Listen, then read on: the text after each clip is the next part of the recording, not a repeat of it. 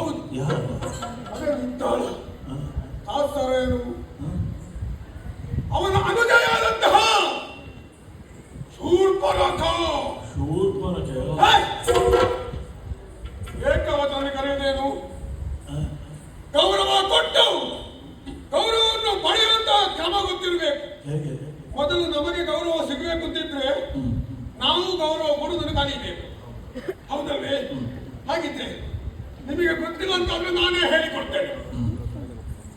ಶೂರ್ಪನಖ ದೇವಿ ಗುಡಿಯಲ್ಲಿ, ದೇವಿ ಗುಡಿಯಲ್ಲಲ್ವಾ ಬಿಡೋಣ. ಶೂರ್ಪನಖ ಅಮ್ಮನವರು, ಅಮ್ಮ ಮಕ್ಕಳಿಗೆ, ಅಮ್ಮ ಮಕ್ಕಳಿಗಲ್ವೇ? ಶೂರ್ಪನಖ ಅಕ್ಕನವರು, ತಂಗಿಯಂದಿರಿಗೆ.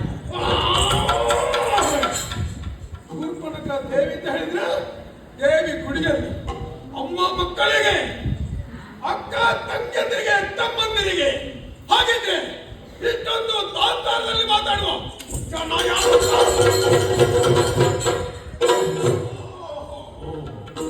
ಇದು ಯಾರು? ನೀವು?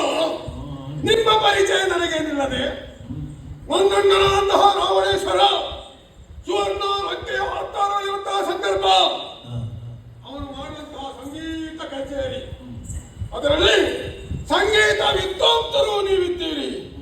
ನಿಮ್ಮ ಗಾಯನವನ್ನು ಎದುರಿಗೆ ಬಂದು ನೋಡುವುದಕ್ಕೆ ಅವಕಾಶ ಮಾಡಿಕೊಡದಿದ್ರು ನಾನು ಉತ್ತರಿಗಿಂತ ಮೇಲಕ್ಕೆ ನೋಡುವುದು. ಹೌದು, ಹಾಗಾಗಿ ಉಂಟು. ಹಾಗೆ ಅಣ್ಣ ಹೇಳ್ತಾನೆ, ಹೊರಗೆ ನೀವು ಬರಬಾರ್ದು, ಮುಖ ತೋರಿಸಬಾರದು ಎಂಬ ಹಾಗೆ. ಅದು ಸಂಶೋಧನೆ ಮಾಡಿ ಕೆಲವನ್ನು ಹಾಕಿದ್ದೀರಿ ನೀವು. ಕೆಲವು ಹಾಡಿನಲ್ಲಿ ಕಾಪಿ ತಕೊಂಡು ತೋಡಿಗೆ ಇಳಿದು ಕಲ್ಯಾಣಿಗೆ ಹೋಗುವಂತಹ ಚಂದ. ಆಮೇಲೆ ಇನ್ನೊಂದು ಕರ್ಣರಂಜನಿ ರಾಗ, ಅದನ್ನು ನೀವೇ ಪ್ರಯೋಗ ಮಾಡಿದ ಹೊರತು ಬೇರೆ ಯಾರು ಮಾಡುದು ನಾನು ನೋಡಲಿಲ್ಲ. ಅಂತಹ ಸಂಗೀತ ವಿದ್ವಾಂಸರು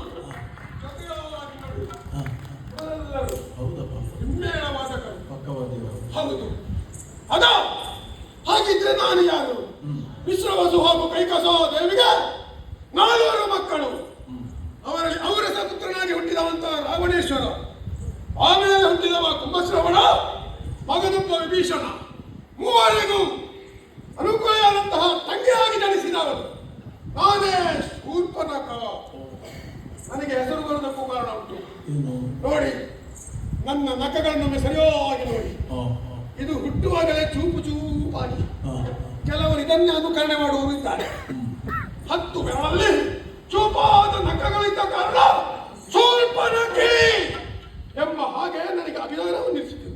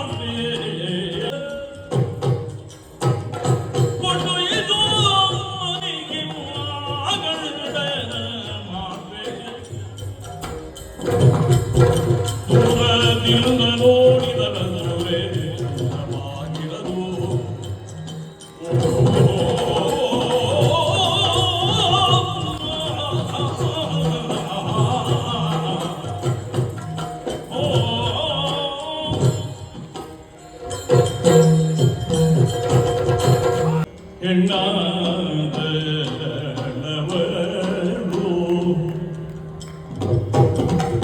16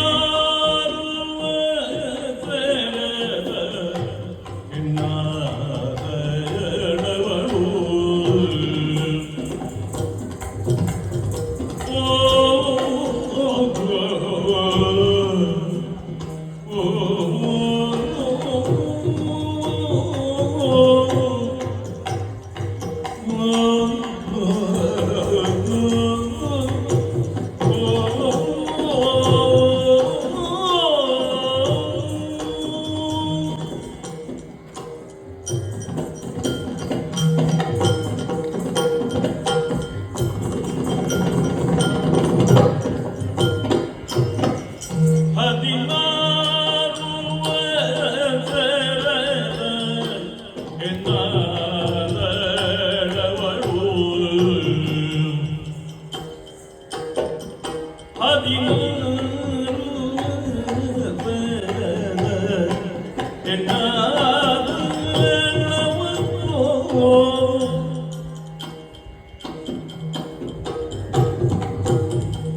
ಮುದದಿಂದ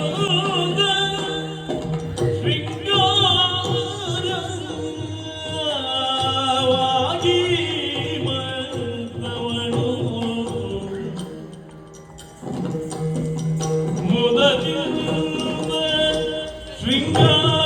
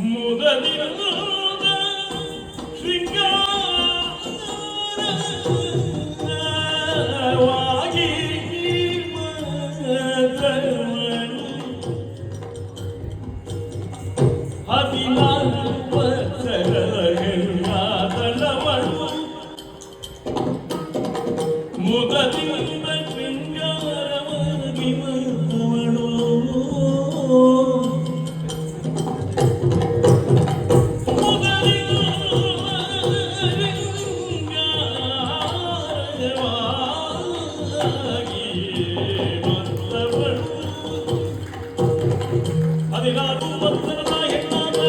ಮುದದಿಂದ ಶೃಂಗಾರವಾಗಿ ಬಂದವಳು.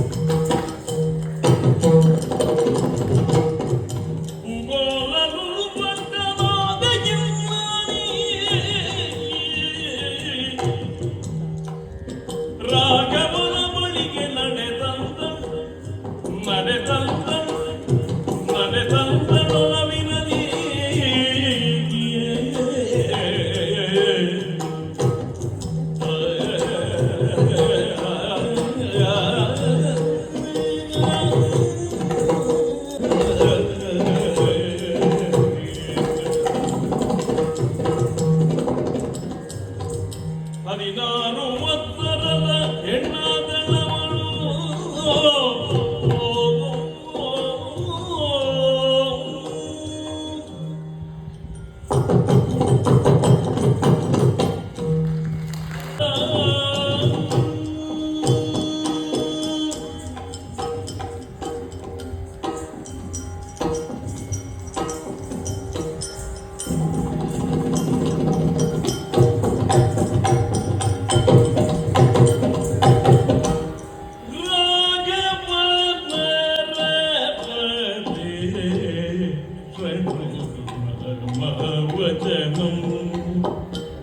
शृणु मम वचनं शृणु मम वचनं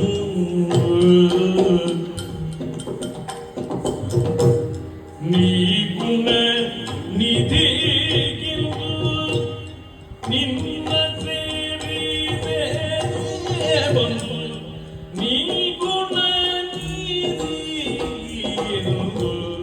ನಿನ್ನ ಸೇರಿದೆ ಬಂದು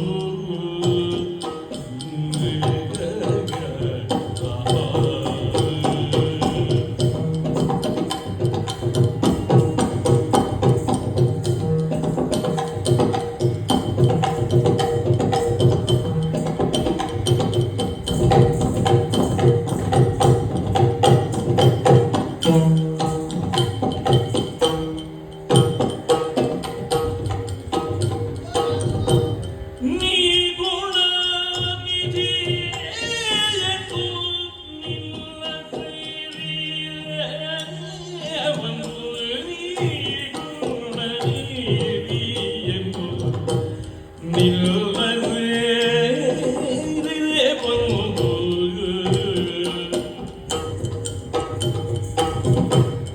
ಅತಿ ಕುಲವತಿ ನಾನು ಅತಿ ಕುಲವತಿಗೆ ನಾನು ಪೃಥ್ವಿ ಪಾಲಕ ನೀನು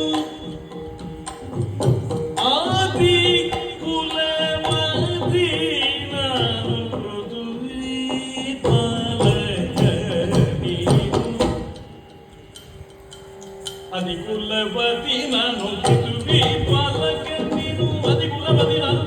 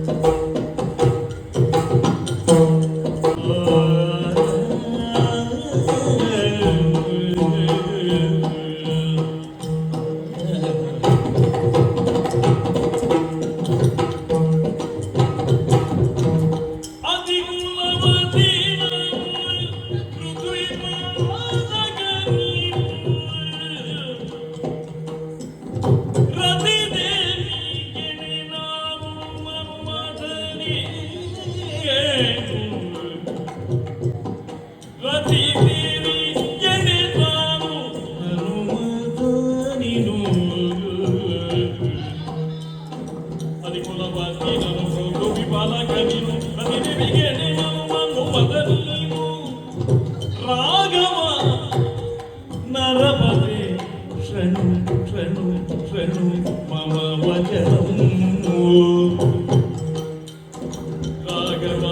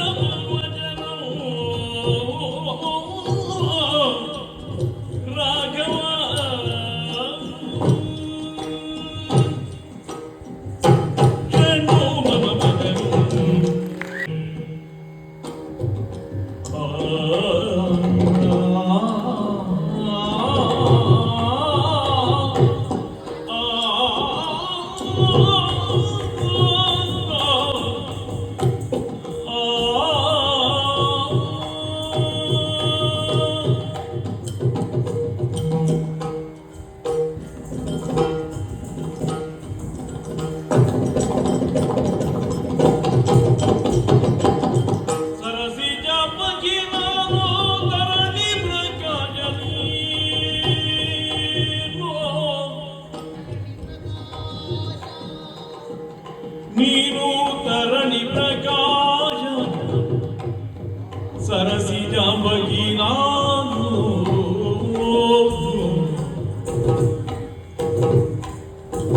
ವರವಿವಾದರೆ ನಾನು ಹರಗಿಣಿ ನೀನು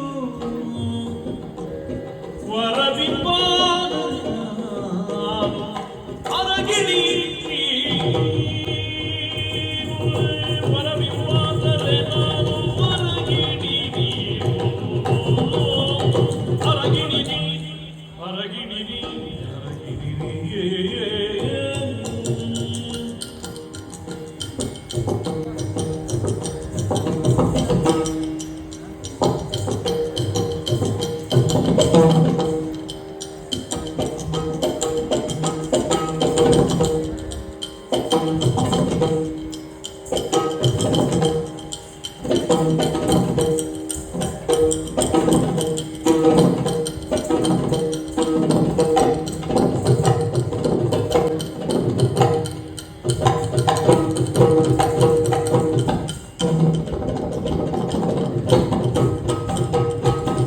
ಸರಸಿಜ ಪಗಿನ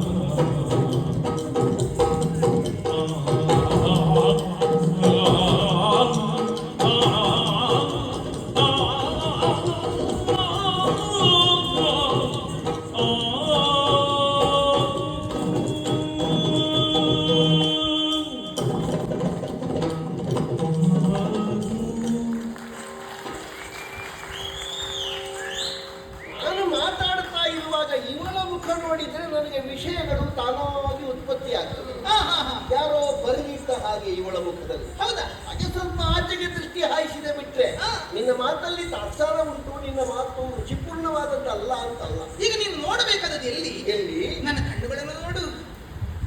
ಏನಿದೆ ಕಣ್ಣಲ್ಲಿ? ತಳಕ್ ಬಳಕ ತಳಕ್ ತಳಕ್ ಬಳಕ. ಅದು ಅಮ್ಮನ ಬಾಗಿಲ. ಅದು ನೀರಿನಲ್ಲಿ ಮೀನು ಬುಳುಕ್ ಬುಳುಕ್ ಬುಳುಕ್. ಅದು ನಾನು ಕೇಳಲಿಲ್ಲ. ಬಹುಶಃ ನಿನ್ನ ಅಮ್ಮನ ಭಾಷೆ ಇರ್ಬೋದು. ನಾನು ನನಗೆ ಸಣ್ಣ ಸಣ್ಣ ಮೀನು ನೋಡಿ, ದೊಡ್ಡ ದೊಡ್ಡ ಮೀನು ಹಾಗೆ ನೋಡಿ. ಹೌದು. ಬುಳುಕ್ ಬುಳುಕ್. ನಮ್ಮಲ್ಲಿ ಅಂತ ಶಬ್ದ ತುಂಬ ಉಂಟು. ಆ ಮೀನು ಅದು ಕೆಲವು ಸಲ ನಮ್ಮ ಮನೆಯಲ್ಲಿ ನಾವು ಆನೆ ತಿನ್ನುವುದನ್ನು ನೋಡಿದ್ದೇವೆ. ಆನೆಯ ಹೊಟ್ಟೆಗೆ ಕೊಡುವಾಗ ಇಷ್ಟಿಷ್ಟು ದೊಡ್ಡ ಅನ್ನದ ಉಂಡೆಯನ್ನು ಮಾಡಿ ಕೊಡುವುದು. ಅದು ಒಳಗೆ ಹೋಗಿ ಬೀಳುವಾಗ ಅಂತ ಶಬ್ದ ಕೇಳ್ತದೆ. ನೀನು ಹಾಗೆ ಹೇಳುವಾಗ ನನಗೆ ಅದು ನೆನಪಾಗುದು. ಆನೆ ತಿನ್ನುವಾಗ ಹಾಗಾಗುದಲ್ವಾ? ಹೌದು. ಆನೆ ತಿನ್ನುವಾಗ, ಆನೆ ತಿನ್ನುವಾಗಲ್ಲ, ಆನೆ ತಿನ್ನುವಾಗ. ಆನೆಯೇ ತಿನ್ನುವಾಗ, ಆನೆಯೇ ತಿನ್ನುವಾಗ. ಆನೆ ತಿನ್ನುವಾಗ. ನೀನು ಆನೆ ತಿಂದಿದ್ಯಾ? ನೋಡಿ, ನೀವು ಹೇಳಿದ್ರೆ ನೀವು ಅದಕ್ಕೆ ಬರ್ತೀರಪ್ಪ ನಾವು ಸ್ವಲ್ಪ. ಅದಲ್ಲ ಅಂದ್ರೆ ಈ ಆನೆ ಅಂತ ಉಂಟಲ್ಲ, ಅದೊಂದು ಸ್ವಲ್ಪ ವಿಪರೀತ. ಈ ಕೆಲವರಿಗೆಲ್ಲ ಆನೆ ಅಂತ ಹೇಳಿ. ಹೌದು, ನಾನೇ ಕೆಲವರಿಗೆಲ್ಲ ಆನೆ ಅಂತ ಹೇಳಲಿಕ್ಕೆ ಬರ್ತದೆ, ಆದ್ರೆ ಅವರಲ್ಲಿ ಆನೆ ಇಲ್ಲ. ಅಂದ್ರೆ ನಾನೇ ಎನ್ನುವಂಥದ್ದು ಅಲ್ಲಲ್ಲ, ಇನ್ನೊಂದು ಅರ್ಥ ಇದೆ. ಎಂತದ್ದು? ಆನೆ ಅಂದ್ರೆ ಏನು ಗೊತ್ತಾ? ಎಂತದ್ದು? ಆನೆ ಅಂದ್ರೆ ಆರೋಗ್ಯ, ಆನೆ ಅಂದ್ರೆ ನೆಮ್ಮದಿ. ಅಂದ್ರೆ ಆರೋಗ್ಯ, ನೇ ಅಂದ್ರೆ ನೆಮ್ಮದಿ. ಅದು ಎಷ್ಟು ಮಂದಿಗಳಲ್ಲಿ ಇರ್ತದೆ. ಕೆಲವರ ಮನೆಯಲ್ಲಿ 4-5 ಆನೆ ಇರ್ತದೆ ಬಿಟ್ಟರೆ ಆ ಮನೆಯಲ್ಲಿ ಇದ್ದವರಿಗೆ ಆನೆ ಇಲ್ಲ. ಆರೋಗ್ಯ ನೆಮ್ಮದಿ ಇಲ್ಲ. ಬಹುಶಃ ನಿನ್ನನ್ನು ಕಾಣುವಾಗ ಆನೆ ಮನೆಯ ಹಾಗೆ ಕಾಣ್ತೀಯ, ಆದ್ರೆ ತೊಂದರೆ ಇಲ್ಲ, ನನಗೆ ಆರೋಗ್ಯ ಹದದಲ್ಲಿ ಉಂಟು, ಏನು ತೊಂದರೆ ಇಲ್ಲ. ಹಾಗಾದ್ರೆ ನಿಮ್ಮ ಆನೆ ಕಾಲಕ್ಕೆ ಮತ್ತೆ ನಮಸ್ಕಾರ. ನಿಮ್ಮ ಆನೆ ಕಾಲು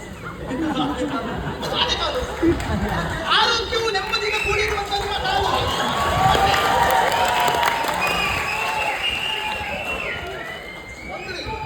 ಆರೋಗ್ಯವು ನೆಮ್ಮದಿಯು ಇರುವ ಕಾಲನ್ನು ನೀನು ಆನೆ ಕಾಲು ಅಂತಲೇ ಒಪ್ಪಿಕೊಂಡೆ.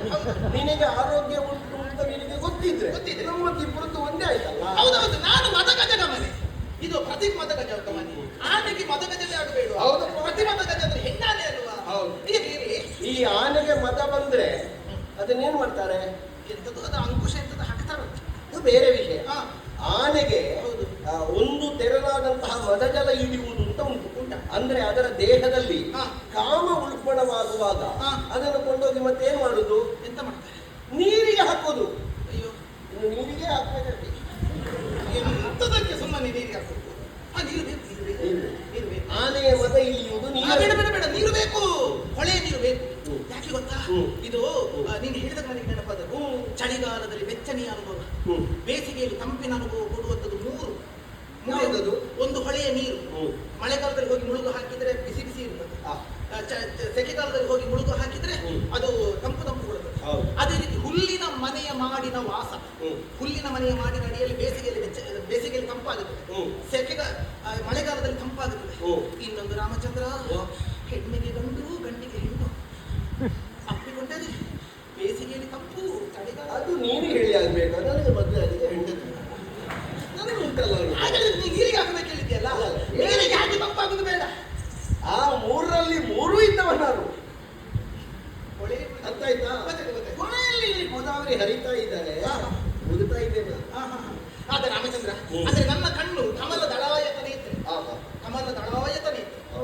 ನೀನು ನಾನು ಸಾಕ್ಷಾತ್ ಸೂರ್ಯ ಪ್ರಭೆಯನ್ನು ಹೊಂದಿಕೊಂಡವರು. ಹೇಗೆ ಕಮಲವು ಸೂರ್ಯ ರಶ್ಮಿಯು ತಾನ ಬಂದಾಗ ಭಗವನ್ ಭಾಸ್ಕರನು ಭಾಸ್ಕರನು ಆ ಮೂಢನಾದಿಯಲ್ಲಿ ಬಂದಾಗ ಕುಶೇತ ಹಸ್ತಲಾಗವನ್ನು ಸ್ವೀಕರಿಸಿ ಬಂದಾಗ ಕಮಲವು ಮೆಲ್ಲ ಮೆಲ್ಲನೆ ವಿಕಸಿತವಾಗುವುದಂತೆ.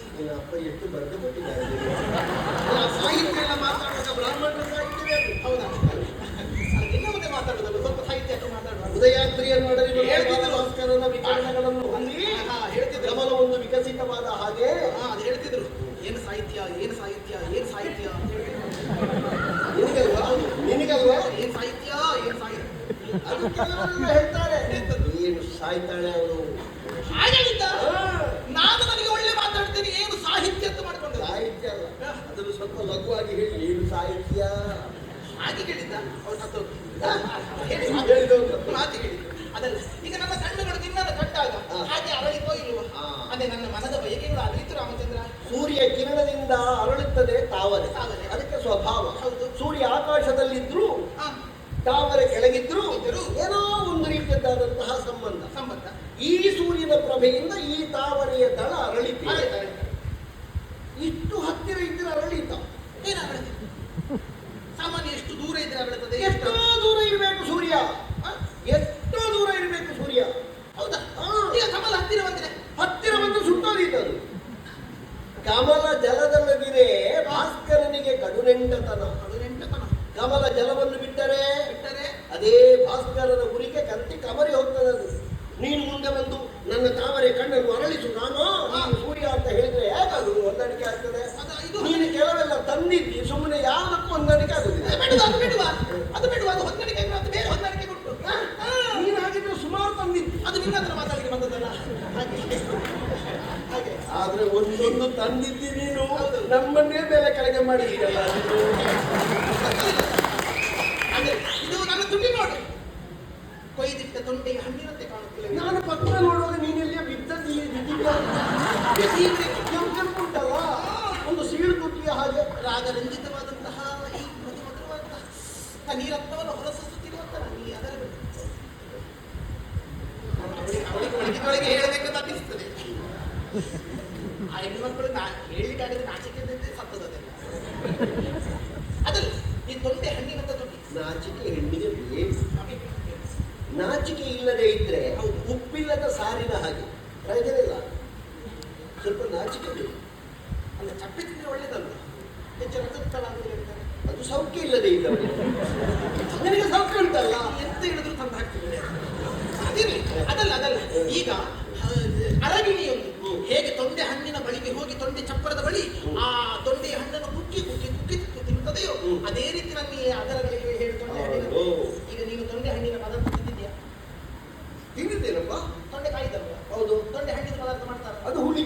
ಯಾರು ಹೇಳಿದ್ದು? ಮತ್ತೆ ಹುಡ್ಡಿ ನಿಮಗೆ ನಿಮ್ಮ ಹೆಂಗಸರು ಎಲ್ಲಾ ಗಂಡಸರಿಗೆ ಮೋಸ ಮಾಡುದು. ಯಾವ ಹೆಂಗಸರು ತೊಂಡೆ ಹಣ್ಣಿನ ಪದಾರ್ಥ ಮಾಡುವುದಿಲ್ಲ. ಎಂತದಕ್ಕೆ ಎಲ್ಲಿಯಾದ್ರೂ ತೊಂಡೆ ಹಣ್ಣಿನ ರುಚಿಯನ್ನು ಗಂಡಸರು ಕಂಡು ಹಿಡಿದ್ರು ಅಂತಾದ್ರೆ ಮತ್ತೆ ಈ ತೊಂಡೆ ಹಣ್ಣು ಹಚ್ಚುದಿಲ್ಲ ಅಂತ ಆ ತೊಂಡೆ ಹಣ್ಣು ಪದಾರ್ಥ ಮಾಡುದು. ಹಾಗಾದ್ರೆ ನಿನ್ನ ಅಮ್ಮ ನಿಮ್ಮ ಅಪ್ಪನಿಗೆ ತೊಂಡೆ ಹಣ್ಣು ಪದಾರ್ಥ ಮಾಡಲೇ ಇಲ್ಲ.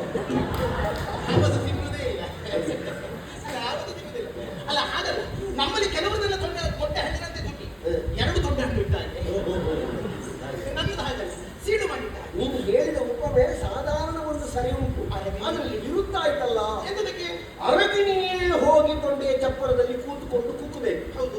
ಇದು ತೊಂಡೆ ಹಣ್ಣೇ ಅರಗಿಣಿಯ ಬಳಿಗೆ ಬಂದು ನನ್ನನ್ನು ಕುಕ್ಕು ಅಂತ ಹೇಳಿದ್ರೆ ಹೇಗಾಗ್ತದೆ?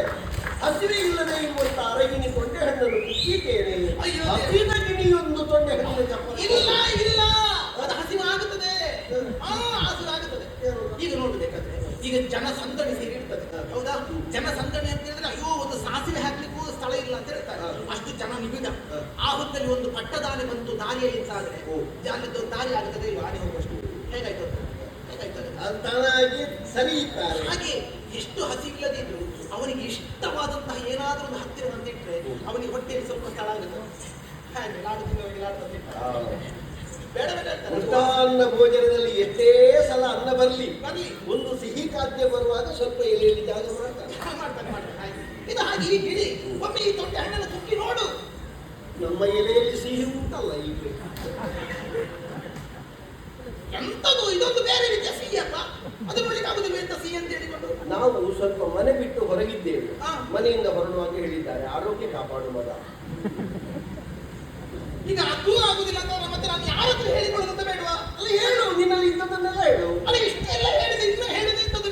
ನೀನೊಂದು ಒದಗಿ ಬರ್ತಿ ಗುಣನಿಧಿಯಾಗಿ ಕಾಪಾಡುತ್ತೆ ಅಂತ ಹೇಳಿದೆ ನಾನು. ಈಗ ನಿನಗೆ ಇಷ್ಟೆಲ್ಲ ಉಂಟಲ್ಲ. ಹೌದು. ನೀನು ನನ್ನನ್ನು ಮಾತ್ರ ನೋಡಿದ್ದ, ಬೇರೆ ಎಲ್ಲಿಗೂ ಹೋಗ್ಲಿಲ್ವ ನೀನು? ಯಾರು ನೀನು ತಿರುಗಟ್ಟೆ 6 ವರ್ಷ ಆಯ್ತು ನನ್ನದು. ಹೌದಾ? ಹೊಸದಿಂದ ಅಲ್ಲಿ ಹೋದೆ. ಅಯ್ಯೋ ಎಷ್ಟು ನೋಡಿದ್ದೇನೆ ನಾನು. ಎಲ್ಲಿ ನೋಡಿದರೆ ಎನಗಿಲ್ಲ, ಅದನ್ನು ಮುರಿಬೇಡ. ಎಲ್ಲಿ ನೋಡಿ ಎನಗಿಲ್ಲ ಒಬ್ಬ ಜನ,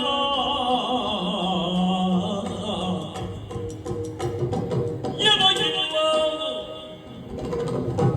ಎಲ್ಲಿ ನೋಡಿದರೆ ನಗಿಲ್ಲ ಒಪ್ಪುವ ಜನ ಇಲ್ಲ ಇಲ್ಲ.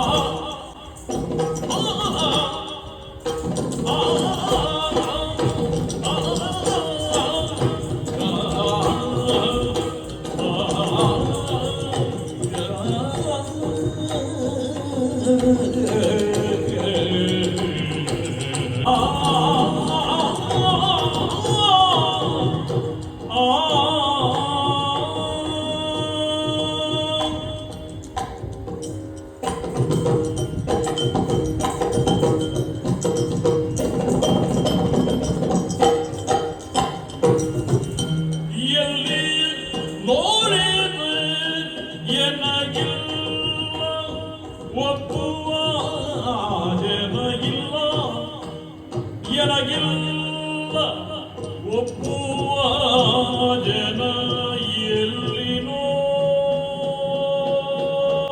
ನೋಡಿದರೆ ನಗಿಲ್ಲ ಒಪ್ಪುವ ಜನ ಬಲ್ಲಾತನರಿ ನೆರೆಯೋ ಬಲ್ಲಾತನರಿ ನೆರೆಯೋ ಬಲು ಬೇಗ ಕರೆಯೋ ಬಲ್ಲಾತನರಿ ನೆರೆಯೋ ಬಲು ಬೇಗ ಕರೆಯೋ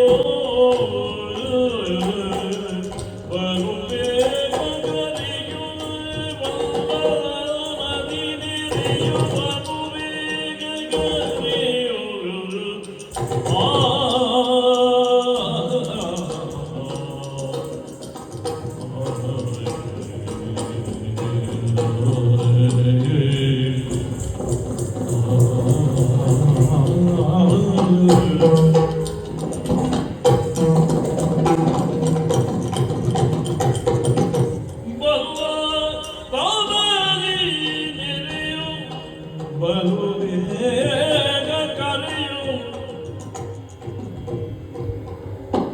ಎಲ್ಲಿ ನೋಡಿದೆ ಎನಗಿಲ್ಲ ಎನಗಿಲ್ಲ ಒಪ್ಪುವ ಜನ ಇಲ್ಲ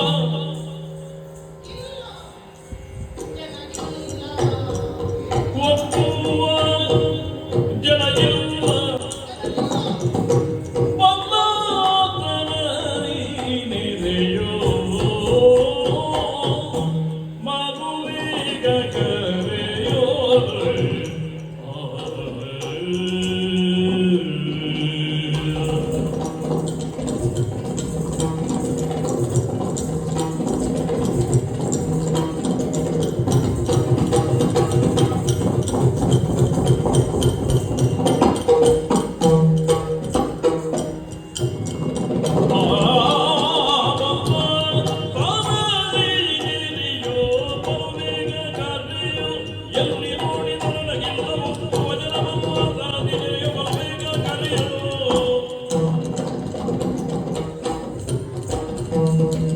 ಕವಲು ಮನವಿಟ್ಟು ತವ ಕದೀತಯವಿಟ್ಟು ಕವಲು ಮನವಿಟ್ಟು ತವ ಕದೀತಯವಿಟ್ಟು ದಯವಿಟ್ಟು ತವ ಗದಿ ದಯವಿಟ್ಟು ತವ ಗದಿ ದಯವಿಟ್ಟು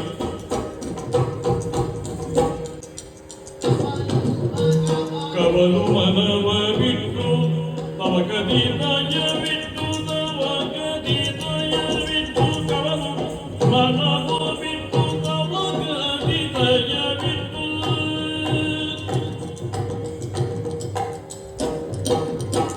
ಸವಿತಂಬುಲವ ನೀಡು ಸವಿತಂಬುಲವ ನೀಡು ಸರಸ ಮಾತಾಡು ಸವಿತಂಬುಲವ ನೀಡು ಸವಿತಂಬುಲವ ನೀಡು ಸವಿತಂಬುಲವ ನೀಡು ಸವಿತಂಬುಲವ ನೀಡು ಸರಸ ಮಾತಾಡು ಸರಸ ಮಾತಾಡು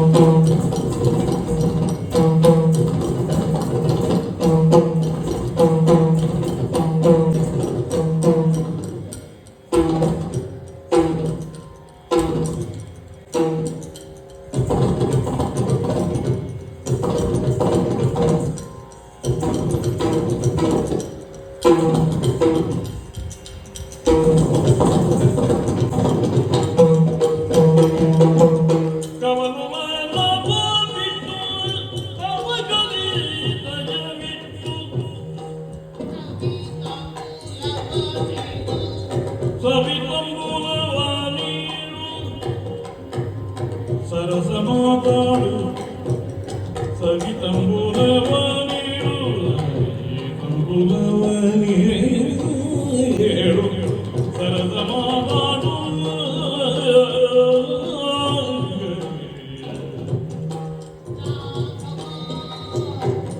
ರಾಘವ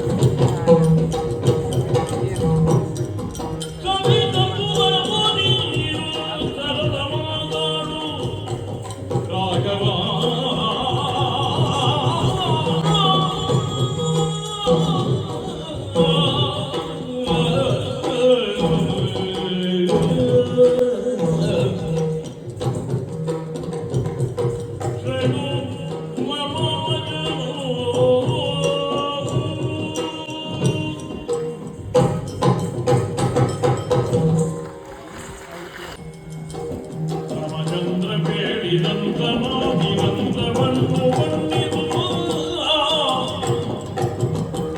ರಾಮಚಂದ್ರ ಬೇಡಿದಂತ ಮಾತಿನಂತವನ್ನು ಬಣ್ಣಿದು ಚಂದದಿಂದ ಬಂದನು ರಾಮಚಂದ್ರ ಬೇಡಿದಂತ ಮಾತಿನಂತವನ್ನು ಬಣ್ಣಿದು ಕನ್ನಡಿಯನ್ನು ತೆಗೆದು ನೋಡುವುದು ಕನ್ನಡಿಯನ್ನು ತೆಗೆದು ನೋಡುತ್ತ ಮೊಗವು ಬಲು ಚೆನ್ನಾಗಿ ತಿನ್ನಗಾಡುತ್ತ ಮೊಗವು ಬಲು ಚೆನ್ನಾಗಿ ತಿನ್ನಗಾಡುತ್ತ ಮತ್ತೆ ತನ್ನೊಳ್ತಾನೆ ಮಾತನಾಡುತ್ತ ಮತ್ತೆ ತನ್ನೊಳ್ತಾನೆ ಮಾತನಾಡುತ್ತ ತನಗೆ ಕನ್ನೆಯರುಳ್ಗೆಡೆ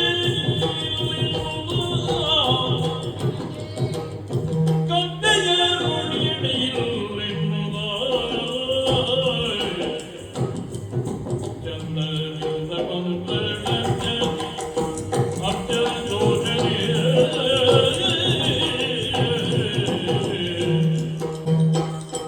ಬಂದಡಕ್ಕೆ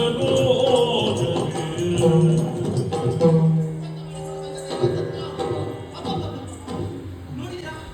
ನಾನು ಈ ಹತ್ತಿರ ಬಂದರೂ ನನ್ನ ಗೆಜ್ಜೆಯ ಶಬ್ದಗಳಾಗುತ್ತಾ ಇದ್ದವು. ಇವನಿಗೆ ಲಕ್ಷ್ಯವೇ ಇಲ್ಲ. ಹುಯ್! ಎಂತ ಕೈಯಲ್ಲಿ ಹತ್ತಿ ಅಷ್ಟು ದೊಡ್ಡದು ಎಂತದ ಗಮ ಹರಿತ ಮಾಡ್ತಾ ಇದ್ದು ಮಾಡಿಕೊಳ್ಳಿ ಅಡಿಗೆ ನನಗೆ ಅನುಕೂಲ. ಇವ ಮದುವೆ ಅದೇ ಮತ್ತಿಂದ ಅವನು ಕಡಿತೇನೆ, ಅವನ ಮದುವೆ ಇವನು ಕಡಿತೇನೆ. ಇಷ್ಟು ನನಗೆ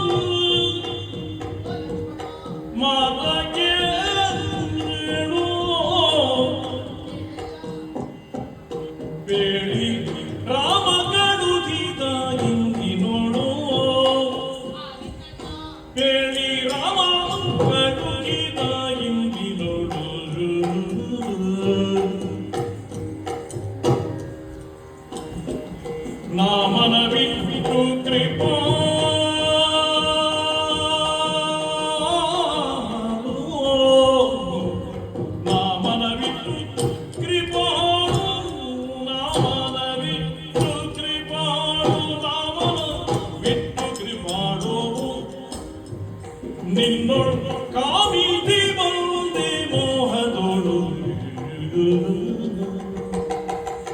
ನಿನ್ನೊಳ್ ಕಾಮಿತಿ ಬಂದೆ ಕಾಮಿತಿ ಬಂದೆ ಕಾಮಿತಿ ಬಂದೆ ಕಾಮಿತಿ ಬಂದೆ ಮೋಹದೋಳು ಇನ್ನು ತಾಮತಗೊಳದಿರು ತಾಳಲಾರೆ ತಾಮತಗೊಳದಿರು ತಾಳಲಾರೆ ತಾಳಲಾರೆ ತಾಳಲಾರೆ ತಾಳಲಾರೆ ತುತ್ತು ಪ್ರೇಮದಿಲ್ದಲ್ಲಿ ಸರಸ ಮಾತಾಡು ಇನ್ನು ದಾಮದ ಕೊಡದಿರೋ ದಾಡಲಾರಿನೋ ದಾಡಲಾರಿ ದಾಡಲಾರೆ ತುತ್ತಿವ ನಿಂದಲಿ ಕೊಡು ಸದತ ಮಾತಾಡು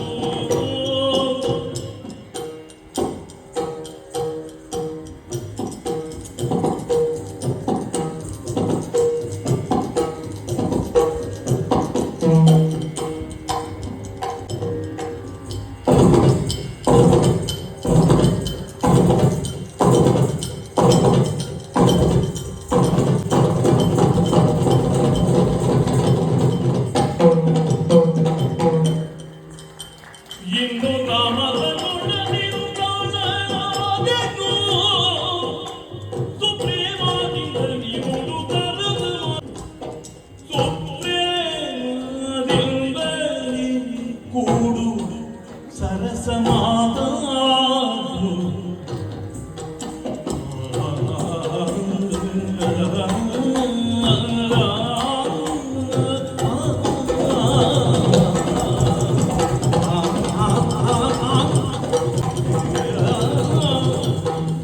ಕಾಮದ ನೀವ ಮಾದಯೇ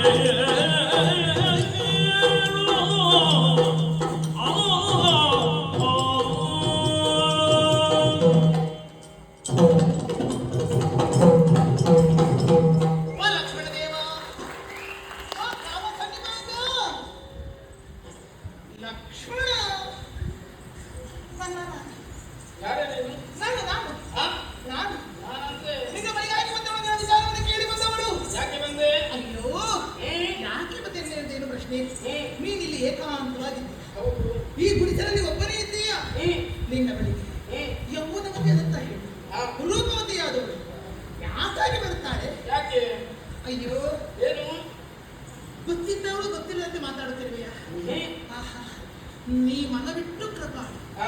ಒಮ್ಮೆ ನೋಡು ನೋಡು ನೋಡು ನೋಡು ಈ ನನ್ನ ತಲೆ ಕೂದಲು ನಾನು ಎಷ್ಟು ಚೆನ್ನಾಗಿ ಬಿಗಿ ಹಿಡಿದುಕೊಂಡು ಬಂದಿದ್ದೇನೆ ಓಹೋ. ಇಲ್ಲ ಇಲ್ಲ ಯೌವನವತಿಯಾದವಳು ಒಂದು ಹುಡುಗನ ಬಳಿ ಬಂದು ಚಂದವಾಗಿದ್ದುಕೊಂಡು ಹೋದರೆ ಯಾವ ಚಂದವೂ ಇಲ್ಲ ನನ್ನ ತಲೆ ಕೂದಲು ಒಂದಿಷ್ಟಾದ್ರೂ ಕೆದರಬೇಕಾ ಬೇಡುವ ನೋಡು ನೋಡು ಏನು? ಸಡಿಲವಾದಂತಹ ಕಂಚುಕವನ್ನು ಧರಿಸಿಕೊಂಡು ಬಂದಿದ್ದೆ ಇಲ್ಲ ಇಲ್ಲ ಸಾಧ್ಯವಾಗುತ್ತಿಲ್ಲ ಏಕೋ ಬಿಗಿಯಾಗುತ್ತದೆ ನನ್ನ ಈ ಕಂಚುಕಗಳು ಅಬ್ಬಾ ನನ್ನ ಮೂಗಿನ ತುದಿ ಬೆವರಿರುವುದನ್ನಾದರೂ ನೋಡು ಲಕ್ಷ್ಮಣ ದೇವ ಅಯ್ಯೋ ಯಾವ ಯಾವ ಗಂಡಿ ಇರಲಿ ಯಾವ ಹೆಣ್ಣೆ ಇರಲಿ ಮೂಗಿನ ತುದಿ ಬೆವರಿರುತ್ತದೆ ಅಂತಾದರೆ ಅವನು ಕಾಮಬಾಧೆ ಕಾಮಬಾಧೆ? ಕಾಮಬಾಧೆ ಏನು ಕಾಮಬಾಧೆ ತಣಿಸು ಲಕ್ಷ್ಮಣ ದೇವ ಮಂಡು ಮಾತನಾಡುತ್ತೀರಿ ಕಂಡರ ತೇಜರುವೆ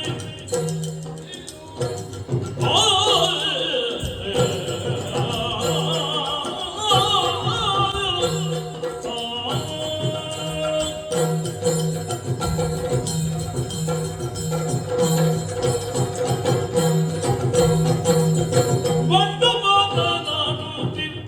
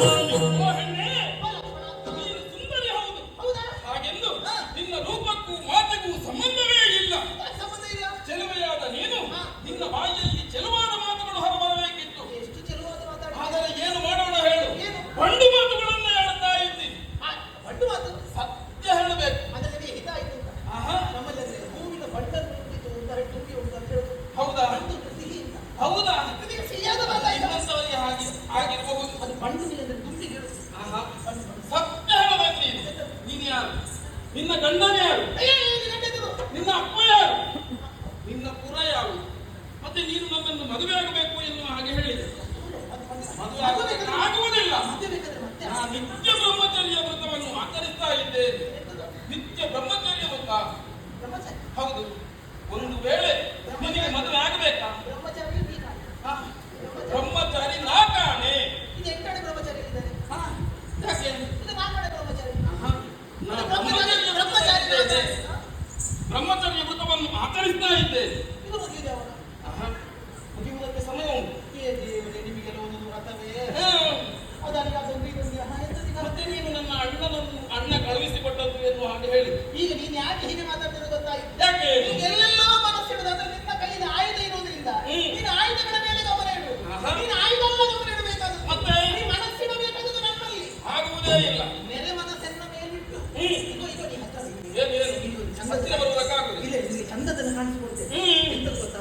ಓ ಅಲ್ಲಿ ಮುಂದೆ ಎರಡು ಋಷಿಗಳು ತಪಸ್ಸನ್ನು ಆಚರಿಸ್ತಾ ಇದ್ದಾರೆ. ಯಾಕಾಗಿ ಕೈ ಮೇಲೆತ್ತಿ ತಪಸ್ಸನ್ನು ಆಚರಿಸ್ತಾ ಇರುವುದು? ಯಾಕೆ? ಒಮ್ಮೆ ದೇವರ ದರ್ಶನ ಆಗಲಿ, ಆ ದೇವರು ತಮ್ಮ ಮೇಲೆ ಕೈಯನ್ನಿಟ್ಟು ನಮ್ಮ ತಲೆ ಮೇಲೆ ಕೈಯಿಟ್ಟು ಆಶೀರ್ವದಿಸಲಿ ಎಂದು ಅವರವರ ಕರ್ತವ್ಯವನ್ನು ಮಾಡ್ತಾ ಇದ್ದಾರೆ. ಇಲ್ಲಿಯೂ ಹಾಗೆ ಲಕ್ಷ್ಮಣ ದೇವ ಏನು? ನಿನ್ನನ್ನೇ ಬೇಕದೇ ಕಾಣುತ್ತಿರುವಂತ ಎರಡು ಋಷಿಗಳು ಹತ್ತಿರ ಇದ್ದಾರೆ. ಒಮ್ಮೆ ಕೈಯಿಟ್ಟು ಆಶೀರ್ವಾದ ಮಾಡಬಾರ್ದ? ಆಗುವುದೇ ಇಲ್ಲ. ಮತ್ತೊಂದು ತೋರಿಸ್ತೇನೆ. ಏನು? ದೂರದ ಬೆಟ್ಟ ಕಣ್ಣಿಗೆ ನುಣ್ಣಗೆ ಇರ್ತದೆ ಮಾತ್ರ ಹೌದಾ? ಆ. ಓ ಅಲ್ಲಿ ಬೆಟ್ಟಗಳೆಲ್ಲ ನುಣ್ಣಗೆ ಕಾಣುತ್ತೆ, ಚಂದ ಕಾಣುತ್ತದೆ. ಹೌದು. ಹತ್ತಿರ ಹೋದ್ರೆ ಏನಾಗುತ್ತದೆ? ಅದು ಎಲ್ಲ ಗಿಡ ಗಂಟಿಗಳೆಲ್ಲ ಸೇರಿಕೊಂಡಿರ್ತದೆ. ಆ. ನಿನಗೆ ಹಾಗಲ್ಲ. ಹತ್ತಿರವೇ ನುಣುಪು ನುಣುಪಾಗಿರುವಂತಹ ಅಯ್ಯೋ ನಾನು ಮುಂದೆ ಹೇಗೆ ಹೇಳುದು ಆ ಪರ್ವತ ತೋರಿಸ್ತೇನೆ. ನಿನ್ನ ಮನಸ್ಸು ಚಂಚಲ ಆಗಿದೆ. ಹೌದು. ಇದನ್ನು ಸರಿಪಡಿಸುವುದು ಹೇಗೆ? ರಾಮನಿಗೆ ಕಳಿಸಿಕೊಟ್ಟು ದಾರಿ ತೋರಿಸ್ತೇನೆ ನಾನು. ನೀನು ರಾಮನ ತಮ್ಮ ಅಲ್ವಾ? ಹೌದು. ರಾಮ ಹೇಳಿದಾಗೆ ಮಾಡುವವನಲ್ವಾ? ಹೌದು. ಮತ್ತೆ ರಾಮ ಹೇಳಿದ ನಿನಗೆ ಈಗ ಅಣ್ಣನೇ ಕಳುಹಿಸಿದ್ದಾನೆ ಎನ್ನುವುದಕ್ಕೆ ಆಧಾರ ಏನುಂಟು? ನಮ್ಮ ಕಾಡಿನಲ್ಲಿ ಆಧಾರ ಇಲ್ಲ. ಇಲ್ಲ. ನನ್ನ ಬಗ್ಗೆ ಹೇಗೆ, ನನ್ನ ಮನಸ್ಸು ಹೇಗೆ ಎನ್ನುವುದನ್ನು ನನ್ನ ಅಣ್ಣ ಚೆನ್ನಾಗಿ ಅರ್ಥವಿಸಿದ್ದಾನೆ. ಈಗ ಅಣ್ಣ ಹೇಳಿದಿಗೂ ಅದು ಎಲಿಮನೆ ರಾಮಚಂದ್ರನದ್ದ? ಆ, ಅಲ್ಲಿದ್ದದು ನಿಮ್ಮ ಅಣ್ಣ ರಾಮನ? ಹೌದು. ನಾನು ಅಲ್ಲಿದ್ದಲ್ಲಿ ಇತ್ತ ಬಂದದ್ದ? ಆಹಾ. ಮತ್ತೆ ರಾಮನೇ ಕಳಿಸಿದ್ದ? ನಾನು ನಂಬುವುದಿಲ್ಲ. ಆಧಾರ ಬೇಕೇ ಬೇಕು. ಈಗ ಎಂತ ಮಾಡುದು ನಾನು? ಆಧಾರ ಇಲ್ಲದಿದ್ರೆ ನಂಬುವುದಕ್ಕಾಗುವುದೇ ಇಲ್ಲ. ಏನಾದರೂ ಕುರುಹುತ್ತಾರೋ? ನೋಡು ಭ್ರಷ್ಟಾನ್ನ ಭೋಜನ ತುಂಬಿರುವಂತಹ ಒಂದು ಕಟ್ಟೆ ಕಣ್ಣ ಮುಂದೆ ಬಂದಿದೆ. ಒಬ್ಬ ಸಾಧಾರಣ ಹಸಿವಾದವನಿಗೆ ಗಂಜಿ ಊಟ ಸಿಕ್ಕಿದರೆ ಅವತ್ತಿನ ಉಣ್ಣುತ್ತಾನೆ, ಮೃಷ್ಟಾನ್ನ ಸಿಕ್ಕಿದ್ರೆ ಬಿಡುತ್ತಾನೆ, ಗಬಗಬನಿ ಮುಕ್ಕುತ್ತಾನೆ. ಹೌದಾ? ಈ ರೀತಿ ಮೃಷ್ಟಾನ್ನ ತುಂಬಿರುವಂತಹ ಒಂದು ತಟ್ಟೆ ನಿನ್ನ ಮುಂದೆ ಬಂದಿದೆ. ಉಪ್ಪಿನಕಾಯ ನಿನಗೆ ಎಂತ ನಿನ್ನಂತವರಿಗೆ ಮಾತ್ರ. ಏನಾದರೂ ಒಂದು ಕುರುಹುತ.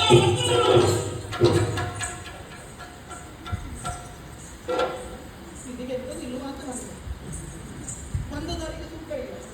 ಅಷ್ಟು ದೂರದಿಂದ ಬಂದಿದ್ದೇನೆ ಸ್ವಾಮಿ, ಇಂಥದ್ದು ಹಾಗೆ ಹೋಗ್ಲಿಕ್ಕೆ ಹಾಗೆ ಸುಮ್ಮನೆ ಹೋಗುದಿಲ್ಲ ನಾನು. ಈಗ ಅವ ಹೇಳಿ ಕಳಿಸಿದ್ರೆ ನೀವು ಹೀಗೆ ಹೇಳ್ತಾನಲ್ಲ, ಬಿಡುವುದಿಲ್ಲ. ನಾನು ಹೆಚ್ಚು ಸಿಟ್ಟು ಮಾಡಿಕೊಳ್ಳುವುದಿಲ್ಲ. ಹೆಚ್ಚು ಸಿಟ್ಟು ಮಾಡಿಕೊಂಡ್ರೆ ಎಂತದೆಲ್ಲ ಆಗುತ್ತದೆ. ಕಳಿಸಿಕೊಟ್ಟವ ಅವ ಅಲ್ವಾ? ಅವನ ತುಳಿ ಆಗುತ್ತೇನೆ. ಲಕ್ಷ್ಮಣ ದೇವ ಹೋಗಿದ್ದೇನೆ, ಗುರುತುವನ್ನು ತಂದಿದ್ದೇನೆ. ನನ್ನ ಬೆನ್ನಿನಲ್ಲಿ ಬಂದಿದ್ದಾನೆ.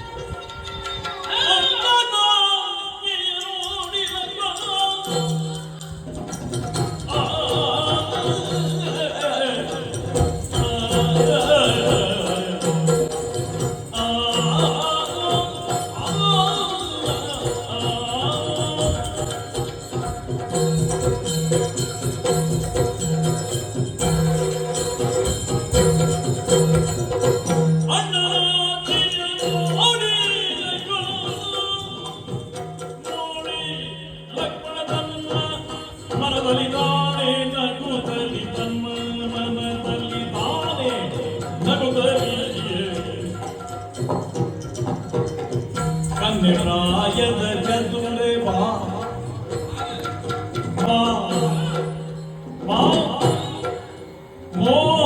ಮೋಹನಕಾರಿ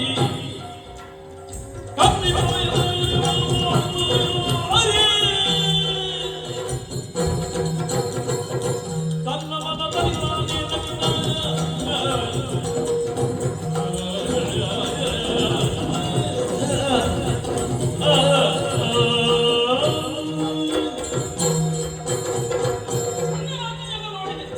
ಮನಸ್ಸಿಗೆ ಬಹಳಷ್ಟು ಸಂತೋಷವಾಯಿತು. ಹೌದು, ನೋಡಿದ್ದೇನೆ. ನನ್ನ ಮನಸ್ಸಿನಲ್ಲಿ ನಾನು ಯಾವ ಚಿತ್ರಣವನ್ನು ಬರೆದಿದ್ದೇನೋ ಅದನ್ನೇ ನನ್ನ ಪುಟ್ಟ ಬೆಟ್ಟದಲ್ಲಿ ದೊಡ್ಡದಾಗಿ ಬಂದಿದ್ದಾನೆ. ಗೆದ್ದಿದ್ದಾನೆ. ಹೌದು. ಪುಟ್ಟ ಬೆಟ್ಟದಲ್ಲಿ ದೊಡ್ಡದಾಗಿ ಬಂದಿದ್ದಾನೆ. ನಿನಗೆ ಬೇಕಾದದ್ದು ಏನು? ಮದುವೆ ಮದುವೆ ಮದುವೆ. ಮದುವೆ.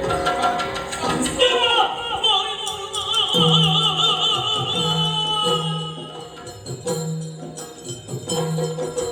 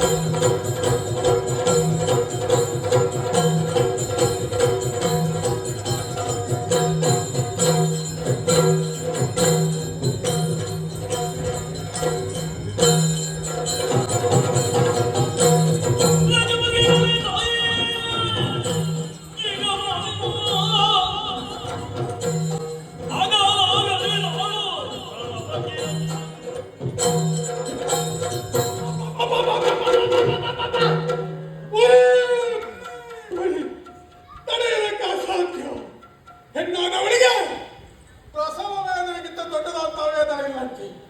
ಆದ್ರೆ ಅದಕ್ಕಿಂತ ಮಿಗಿಲಾದ ವೇದನೆಯನ್ನು ಕೊಟ್ಟವ ನೀನಿದ್ದಿ.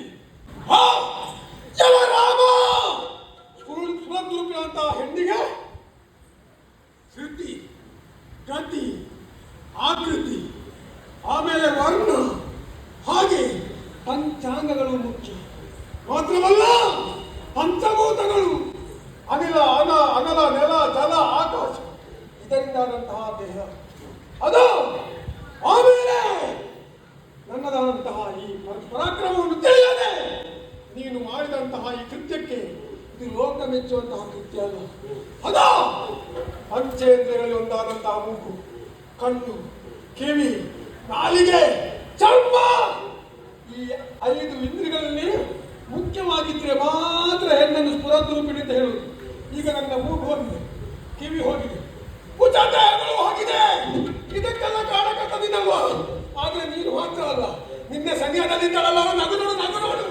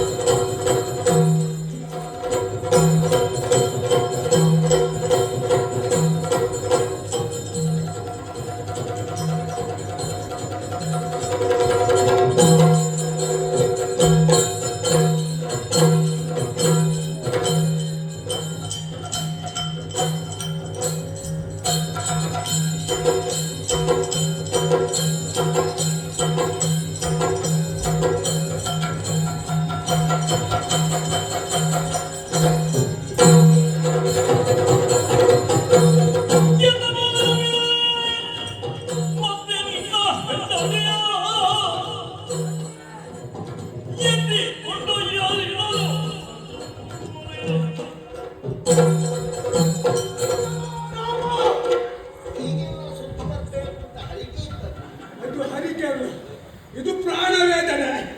ಈ ವೇದನೆ ನಾವು ಏನು ಮಾಡ್ತೇವೆ ನಮಗೆ ಅರಿವಾಗುವುದಿಲ್ಲ. ಮಾತ್ರವಲ್ಲ, ನೀನು ಆಚೆಗೆ ಹೋಗುವಾಗಲೇ ಗೊತ್ತಾಯ್ತು ನನಗೆ ಪ್ರಾಣ ಸಂಕಟ. ಹೌದು, ಯಾರು ಕಾರಣ?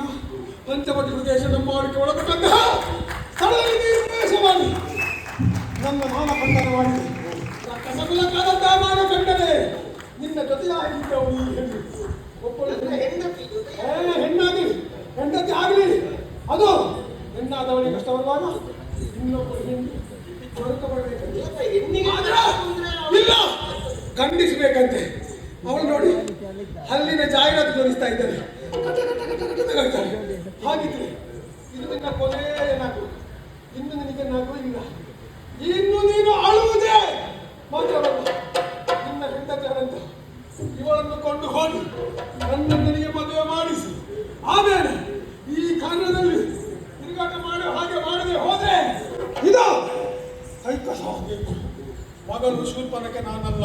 ರಾಮ, ಇಷ್ಟು ಮಾಡದೆ ಹೋದ್ರೆ ನಾನು ಶೂರ್ಪನಕ ಅಲ್ಲ, ಇದು ಸೆರಗಿನಲ್ಲಿ ಗಂಟಿರ್ತದೆ.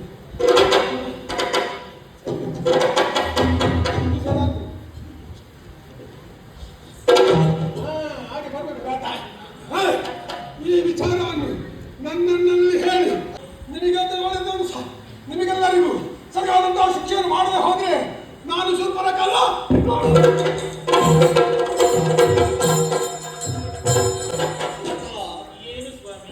ಈ ಪ್ರಸಂಗದಲ್ಲಿ ಒಂದು ಪಾಠ ಆಯಿತು ನನಗೆ. ಅನಾರ್ಯರಲ್ಲಿ, ಅಸಭ್ಯರಲ್ಲಿ, ಅಸಂಸ್ಕೃತರಲ್ಲಿ ಹೆಚ್ಚಿಗೆ ಸಲುಗೆಯನ್ನು ತೋರಿಸಬಾರದು. ನಾನು ಮೊದಲೇ ಇವಳಿಗೊಂದು ಶಾಸ್ತಿ ಮಾಡಬೇಕಿತ್ತು.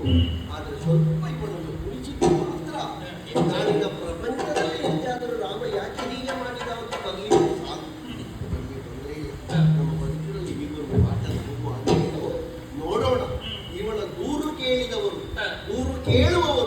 ಕೇಳಿ ಹೇಗೆ ಏನ್ ಮಾಡ್ತಾರೆ ಅಂತ ನೋಡಿ.